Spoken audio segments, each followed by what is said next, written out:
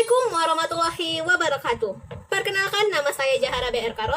Saya dari kelas 12 IPA 9. Pada kesempatan kali ini kita akan membahas pelajaran kimia, yaitu subbab pertemuan pertama kita di kelas 12, berupa sifat koagulatif.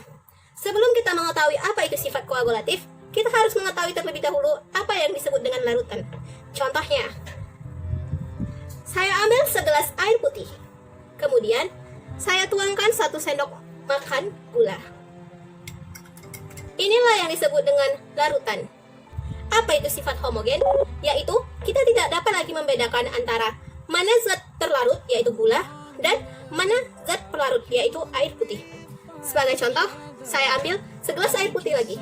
Apakah kalian dapat membedakan antara kedua gelas ini, yang mana larutan dan yang mana air putih saja? Tidak kan? Sifat koagulatif larutan adalah sifat-sifat fisik larutan. Sifat koagulatif larutan tidak dipengaruhi oleh jenis zat terlarut, tetapi hanya dipengaruhi oleh jumlah partikel-partikel zat terlarut. Saya ambil segelas air putih, yaitu disebut dengan gelas A. Kemudian saya campurkan dengan sesendok makan gula pasir. Lalu kita ambil gelas B. Mereka sama-sama larutan, tetapi pada wadah A, tingkat sifat koagulatif larutannya lebih tinggi karena jumlah partikel zat terlarutnya lebih banyak. Sedangkan gelas B, sifat koagulatifnya lebih rendah karena zat terlarutnya lebih sedikit. Itulah perbedaannya. Nah, apa saja sifat-sifat koagulatif itu? Sifat koagulatif larutan titik didih. Dan yang kedua adalah penurunan titik beku. Dan yang ketiga adalah penurunan tekanan. Serta yang keempat adalah tekanan osmotik. Pada kesempatan kali ini, saya akan membahas yaitu sifat koagulatif larutan yang pertama, yaitu kenaikan titik didih. Yuk kita pelajari lebih lanjut apa itu kenaikan titik didih. Kenaikan titik didih itu adalah, misalkan, saya buat 2 wadah, yaitu berupa air dan sebuah larutannya itu gula ditambah dengan air. Kita masukkan sesendok makan gula ke dalam wadah B, dan ini adalah wadah A. Dari situ kita mengetahui bahwa titik didih suatu air adalah 100 derajat Celcius. Ketika sudah ditambahkan zat terlarut gula, maka air tadi memiliki titik didih yaitu 100,52 derajat Celcius. Itu contoh pertama.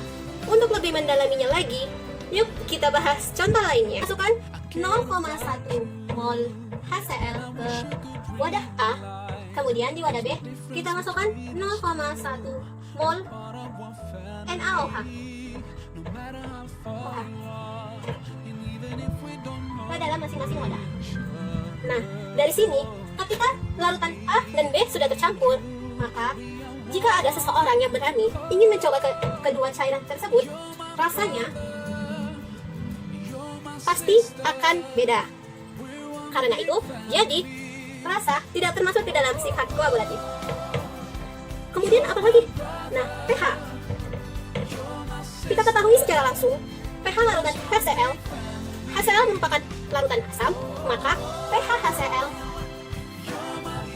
pasti lebih kecil dari 7. Sedangkan NaOH adalah larutan basah, maka pH-nya lebih besar dari 7. Mengapa berbeda? Berarti pH tidak termasuk ke dalam sifat koagulatif larutan. Ternyata titik didih pada larutan A adalah senilai 101,04 derajat Celcius. Dan ternyata pada larutan B juga memiliki titik didih sebesar 101,04 derajat Celcius. Nah, sama bukan? Walaupun jenis zat terlarutnya berbeda. Lalu, apa yang disebut dengan kenaikan titik didih air putih? Hanya berupa air saja. Di mana titik didih air ini hanya 100 derajat Celcius.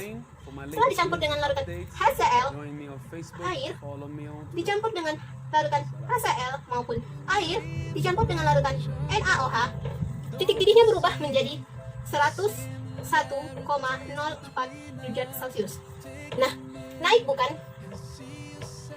Dari sini kita mengetahui bahwasannya titik didih dari yang mula-mula air hanya 100 derajat Celcius menjadi naik setelah air dicampur dengan HCl maupun air dicampur dengan NaOH, sehingga titik didihnya menjadi 101,04 derajat Celcius. Itulah yang dimaksud dengan sifat koagulatif, yaitu kenaikan titik didih. Contoh soal 1. Larutan 45 gram FeOH2 dalam 200 gram air hanya terionisasi 50%. Jika tetapan kenaikan titik didih molar Kb air sama dengan 0,52 derajat Celcius per meter, AR Fe sama dengan 56, O sama dengan 16, dan H sama dengan 1. Besarnya kenaikan titik didih larutan yang terbentuk adalah diketahui Kb sama dengan 0,52 derajat Celcius per meter. Gram larutan sama dengan 45 gram, kemudian gram pelarut 200 gram, dan alpha yang terionisasi hanya 50%. Baru kita cari MR-nya. Fe ada berapa? Fe hanya 1 berarti 56, kemudian ditambah O-nya dikali 2 berarti 16 dikali 2, ditambah hanya 1 berarti 1 dikali 2 sama dengan, kita jumlahkan, hasilnya adalah 90. Kemudian apalagi yang harus kita cari, yaitu I, nilai I. I sama dengan 1 ditambah N dikurang 1 dikali alpha. N-nya berapa?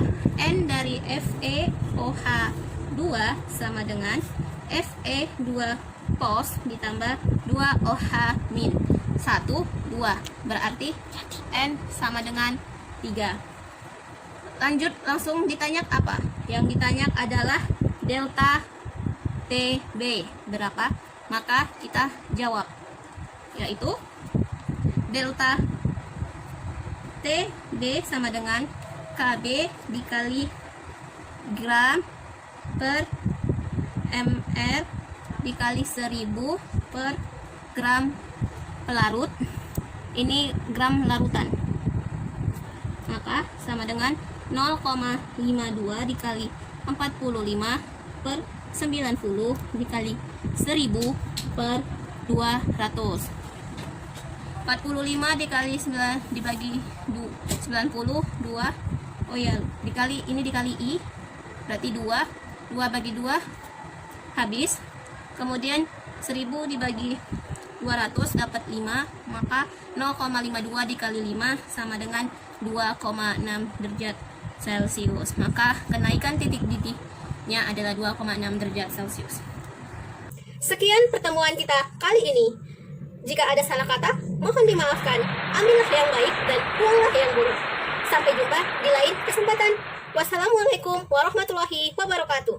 Dadah, terima kasih.